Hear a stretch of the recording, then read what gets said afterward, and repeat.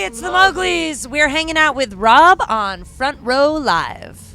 You guys are actually on tour, so is this kind of like a day off because it's a festival? This is the last day of tour, actually, so we are going to play the show, and then we are chilling for a bit, so it's nice. Now, are you guys really chilling for a bit, or you guys are going back to the studio, though? We actually just finished a record, so we're going to be spending the summer prepping for our next tour, which will be in the fall, and just getting ready to release this record that we are really excited about. We worked so hard on it, and we're so stoked on it, and so we're going to spend the summer learning all the songs, getting the artwork ready, and just getting ready to really launch something we're very proud of. Awesome, and this record was produced by Mike Green. Yes. Let's talk about that production and that experience working with him in the studio. He's cool. He's like Katie always says, he's very different than us. Like, we're really weird and crazy and like loud and annoying, and he's like the chillest dude. He just like eats apples and produces records. He has the most mellow, awesome energy. Yeah, he's not like, and he's cool. Like he's like a really really good producer and like really understands what's happening right now in music, and like he doesn't overproduce. He's simple and like he's all about finding the right sounds. Feels pure. Yeah, he's a good guy. Yeah. Now, this is actually your third record, so how different is it coming to the studio this third time for a full album? Has much changed since the first one? So much has changed. It's. I mean, the first and second one were so different from each other, and the third record is different from the first two, and which I think keeps things exciting for us. And I feel like we went in a little more experienced, a little more confident, and we sat in a room and wrote all the songs together as a band. For the first time in like our whole lives, maybe. Yeah. We've definitely grown a lot as not just individuals, but as a group, and I think that's really something that shines through on this next body of work. Now, creatively, is that something you guys picked up while on tour, and you guys are writing either backstage or in your tour bus or whatnot, your jet? Or is that something you guys are... It was all written on the jet. We actually wrote a lot of these songs on this record on the bus on this last tour. Yeah. There was like coming back after the show and everyone's just like chilling, and we sat there and wrote like actually one entire song on the bus, and then another one called Spacing Out. We started in a venue, kind of brought that one back to the bus, finished the lyrics and stuff. So. And I think it's funny you say that because I think that the fact that we are a live band, we play live so much. We love playing live. It's such a huge part of our career and our passion, and I think that really translates in the writing process. So this record is something that we're very stoked to start playing live. It's going to be a lot of fun. Yeah, and bouncing back with Mike Green, he's a really seasoned producer.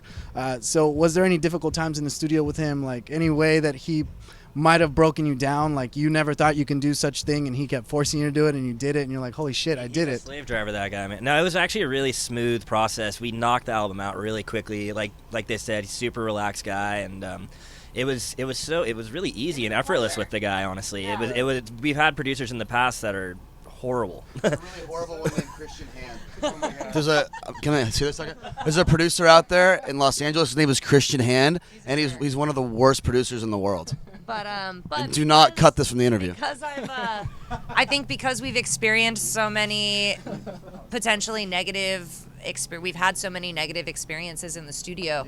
Kind of the opposite of what you're saying, where we went in with Mike and it was just truly a pleasure to work with him. He was so calm and mellow, and he listened to us, and we listened to him, and there was great communication. Yeah, we felt really comfortable with him, and it really couldn't have been a smoother and more positive experience. Totally. Okay. Now there's a song that you guys recently dropped, Freakin Me Out. It's a new song.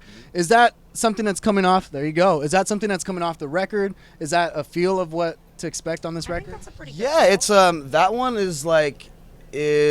came from the first batch of songs that we did, and it's I think it's a cool, like, I don't know if anything else really sounds like that though, does it? It definitely, I think there's some energy in Freakin' Me Out that definitely is in the rest of the record. But I don't know, I think that it's a good representation of the record in the sense that it's kind of got this organic, not so pop structure song. It's not so verse, chorus, bridge out. There's kind of a unique structure to it, which is kind of a throwback to some of our first record stuff. So it's a pretty good representation of the record, but I think everything else on the record sounds and feels a little different. Each song has its own life. Yeah. Now, and aside from that song, a song from 2012 just came back to life. San Francisco. Yeah. Congratulations on that with having it on the upcoming show Roadies. But when a song like that, for example, that song dropped in 2012, so 4 years later it comes back to life and it's still relevant. What does that mean to you guys, that you guys are able to, write this kind of song and still, no matter how long it takes, it'll still be heard? I mean, that's the beauty of music. These songs can live on forever, and you never know when one's going to come back and I'll have this resurgence all of a sudden. So we're super excited that it was used, and it's an honor to be involved in the Cameron Crowe project. Yeah. And that's that's the cool thing. You never know when a song's going to come back and have some new life. Now, you guys are playing a festival today. Do you guys prefer festivals or just doing your own headlining shows? I really like switching it up. The small venue shows are intimate and really special, and like the theater shows are just really professional, and like the festivals are usually hectic and crazy, but it's all really fun. Awesome. And what really freaks you guys out from the music industry? From the music industry? Yes. Oh, My answer to that question is just people are so quick to turn their back on you and then turn back to face you again, just depending on what situation you're in that month. depending on if the sun's out or not. Yeah. People are really like fickle, and it's just funny to see how they come running back when things are good. Yeah. And everyone's attention span seems to be so small. Yeah. Like you put out a record, or a new band comes out, and by the second album no one cares anymore because something else is happening. And Or something Andy mentioned yesterday. He said, "Do you think there's ever going to be a rock music resurgence?" And I guess maybe There will be. It's already happening right now. Cool. Yeah. Well, then I'm not freaked out then. Right. Yeah. What about you, Andy? What they said, fickle people suck, and we hope that there's more passion towards rock music. It's an EDM heavy world, and so trying to compete in that, it can be tough. But With that being said, Andy was on Holy Ship, so he's not opposed to EDM, but but I think his heart's in rock. absolutely, Are you sure? I'm sure. Yeah, I'll be a DJ someday, but we'll see. I don't know. We're not going to see you on EDC anytime soon. Yeah, for sure. We're going to see you on EDC sometime soon? You might. Okay. With the Mowglis? Who knows?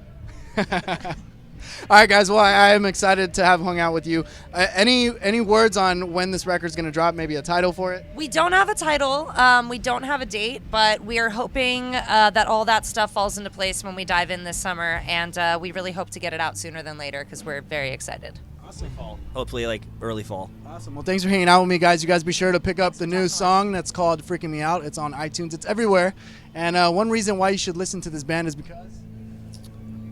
We don't suck. And because we want to make you feel good.